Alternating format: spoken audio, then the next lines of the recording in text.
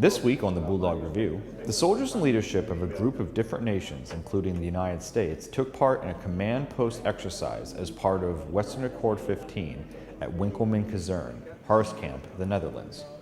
A command post exercise, or CPX, is a training mission for battalion or brigade staff and supporting leadership to plan, coordinate, and synchronize operations during mission execution with simulated forces. Currently, there's a live UN exercise in Mali, and what this is designed to do is allow the countries to plan what we would actually do if something were to break out, further exacerbating the situation in Mali.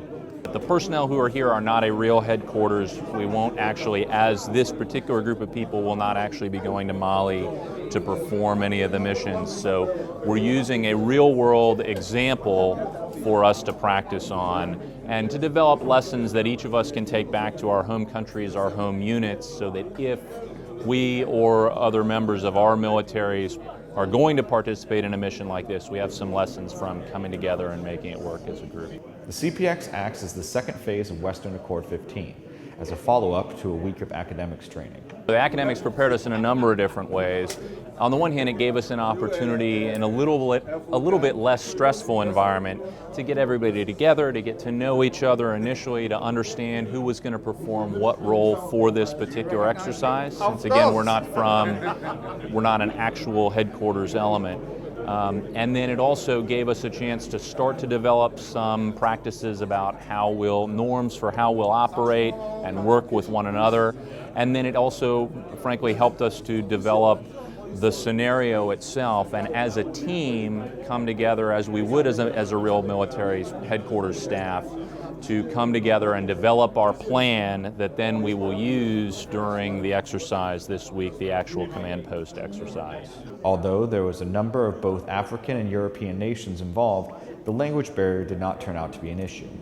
Overall, it's been terrific with the number of Africans that can speak English. There are a few French-speaking Africans, but they are quickly translated either by the American translators or the other Africans who do a really nice job of helping everyone understand. So the language barrier is actually something that I was concerned about going into this, and it turned out to be not an issue at all. They're extremely well educated and can speak and write very well.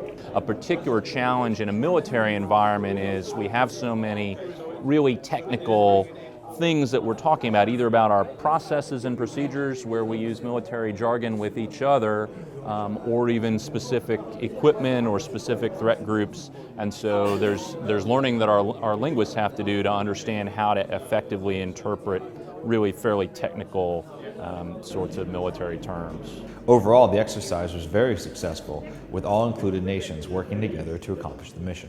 Every country that's here has shown a high level of enthusiasm and a willingness to learn and to interact.